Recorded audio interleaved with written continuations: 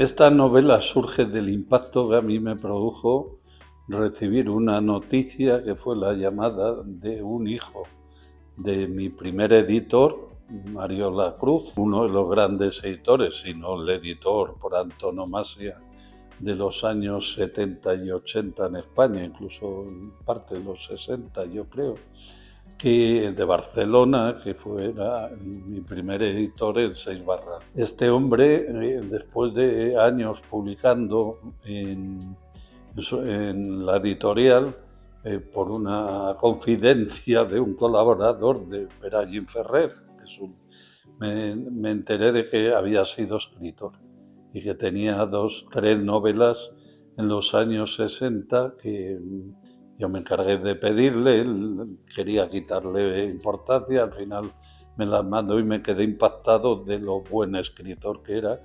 Incluso pensé, joder, este hombre editándonos a idiotas como yo, y cuando el verdadero escritor es él. Pasó el tiempo, luego yo cambié de editorial, bueno, y murió. Y pasaron unos meses y un día recibí una llamada de un hijo que vive en Luxemburgo, Max Lacruz, que me dijo, que me contó la historia que yo cuento ahí, que luego no tiene nada que ver con él, ¿no? Cogiendo las cosas de su padre en la casa familiar en Barcelona, encontraron en un armario un montón de originales, novelas, guiones de cine, alguno en inglés, porque había sido guionista también, una biografía de Gaudí, recuerdo.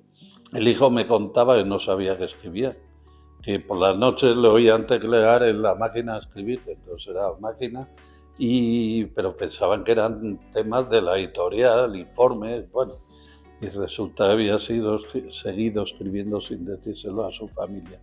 El hijo se encargó de publicar algunas de esas novelas, yo prologué una, otra recuerdo que prologó Rosa Montero, no sé las demás quién lo hizo, y a mí me impactó mucho porque la historia de los escritores tapados, secretos, de la gente que escribe sin tener reconocimiento, ni siquiera aspirar a él, a mí siempre me ha llamado mucho la atención. Y ahí mezclo en esa batidora, que es una novela, mi fascinación por los autores de novelas de kiosco, que se ganaban la vida de esa manera, incluso algunos que eran grandes escritores y como no podían ejercer su trabajo, se ganaban, ¿no?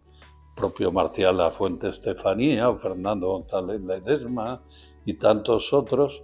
Y bueno, es una mezcla de cosas, unido a esas vidas secretas que yo he querido añadirle un secreto más profundo y convertir la novela indirectamente en una novela suspense, aunque lo que menos me importa a mí es el suspense, sino las reflexiones sobre la pasión de escribir, que es mi vida, porque al final esta novela cuenta mi vida, no porque la cuenta anecdóticamente, sino porque cuenta la pasión a la que yo he entregado mi vida. Bueno, hay un momento en la novela en el que un personaje le dice a otro algo que yo comparto y que he dicho muchas veces: un escritor es aquel que seguiría escribiendo aunque no le leyera. Yo creo que esa es la pasión de escribir y la pasión que yo reivindico. Luego, claro, por supuesto, hay una parte que es la industria, el negocio, el comercio, y luego una trivialización absoluta de lo que significa escribir. Ahora llegará la feria del libro. Yo tengo una imagen grabada que tiene que ver con esto.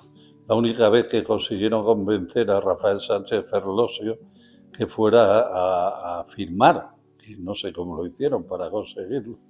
Y yo pasaba por la feria del libro hacia mi caseta y veo a los lados unas colas de 500 que firmaba algún youtuber o algún futbolista, no sé quién fuera. Entre medias estaba Ferlosio con 2 que estaban allí hablando con él y pensé, eso es un escritor. Ese es un escritor, no todos los demás que... hay una trivialización de lo que es la escritura pero hay que convivir con ello, igual que hay una trivialización de lo que es el periodismo. Tú pones la televisión y cualquier delincuente pone debajo periodista y escritor, porque en la cárcel ha escrito una novela o porque escribe. Rajoy escribía crónicas de fútbol de la selección española. Quiero decir, ahora todo el mundo es periodista y escritor, todos los periodistas escriben libros y no es así. Yo he conocido muchos escritores que no habían escrito una sola línea, pero que su manera de estar en el mundo era literaria, digamos, y muchos autores de libros con muchos libros y mucho éxito que no son escritores. Pero es inevitable, es la deriva del mundo. Hay una imagen en la novela que la resume y que de hecho estuvo a punto de ser el título primero en la novela, que durante un tiempo se llamó El puente perdido, que es ese puente hasta el que pasea el periodista y ante su maestro todas las tardes, que existe realmente. Yo conozco, debe haber más puentes como ese, que es un puente que se ha quedado sin río, porque el río en una riada desvió el cauce, entonces el puente se queda sin sentido, nadie pasa por él porque el río ya no pasa por debajo, se empieza a cubrir de hierbas, de malezas, de musgo, y empieza a convertirse en un elemento anacrónico en el paisaje. Hay mucha gente así, que la vida se desvía por otro lugar y hay personas que se quedan como ese puente, parados en el espacio, fuera del curso de la vida. Bueno, es una elección. Hay gente que quiere estar siempre en primera línea de la moda, de la actualidad, y hay gente que opta por quedarse donde estaba y a partir de ahí hacer su vida y pensar sobre, en el caso de un escritor, escribir lo que quiere, como quiere, cuando quiere y al ritmo que quiere, que para mí eso es escribir.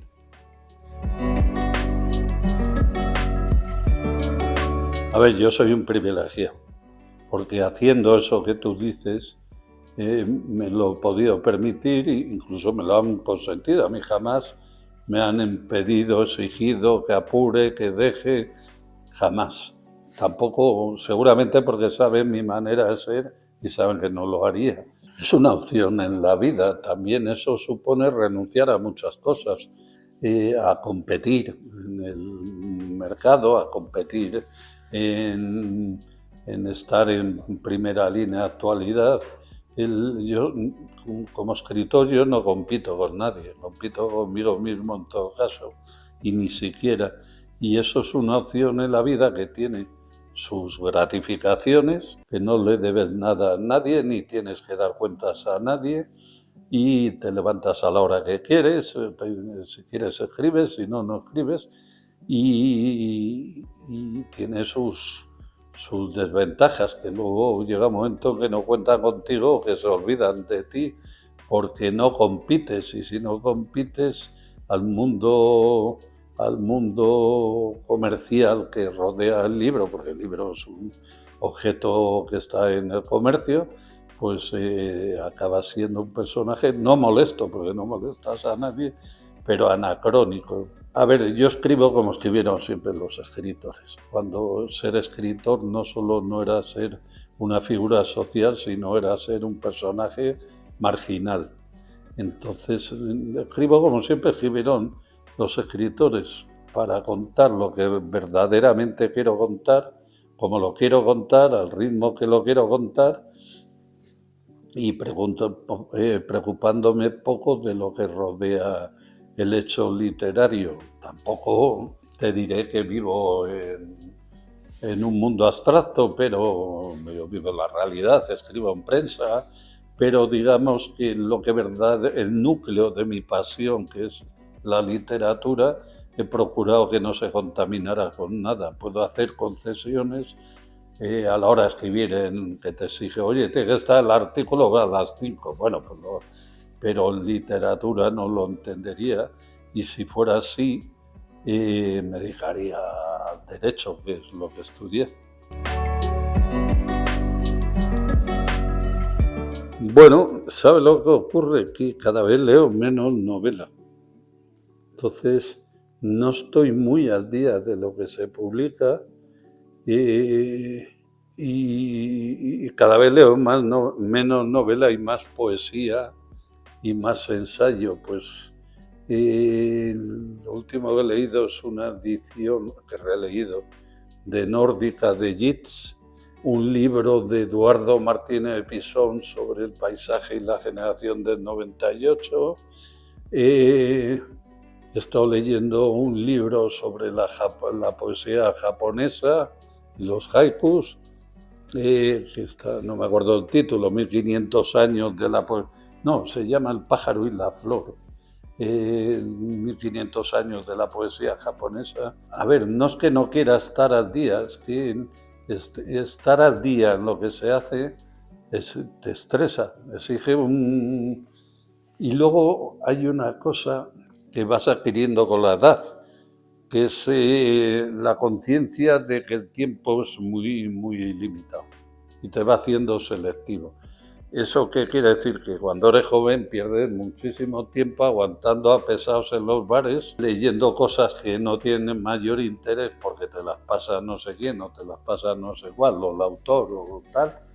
Decían los latinos, no sé quién era, un clásico de los latinos, dice, la proximidad de la muerte aclara mucho las ideas. Hombre, yo espero tardar en morirme, pero cuando tienes menos tiempo, dice, a ver, es que solo yo no puedo, yo miro los libros que tengo en casa, que tengo que desprenderme de ellos, porque no me caben, y digo, si es que yo no puedo leer ni la décima ni la milésima parte, entonces tengo que seleccionar mucho. Entonces, salvo que alguien me recomiende con mucha efusividad, por ejemplo, ahora me han recomendado, pero no lo he leído, pero lo voy a recomendar porque me ha llegado la recomendación por dos buenos amigos cuyo criterio yo tengo en alta estima, que es un libro, no sé el género siquiera, lo tengo en casa porque uno de ellos me lo regaló, Descampado, de Manuel Calderón, y luego tengo un libro de un autor que yo quise mucho y que me parece un gran escritor que no tuvo todo el reconocimiento que merecía, que era Antonio Pereira, que este año se cumple el centenario de su nacimiento y que para mí es uno de los grandes cuentistas del último medio siglo español.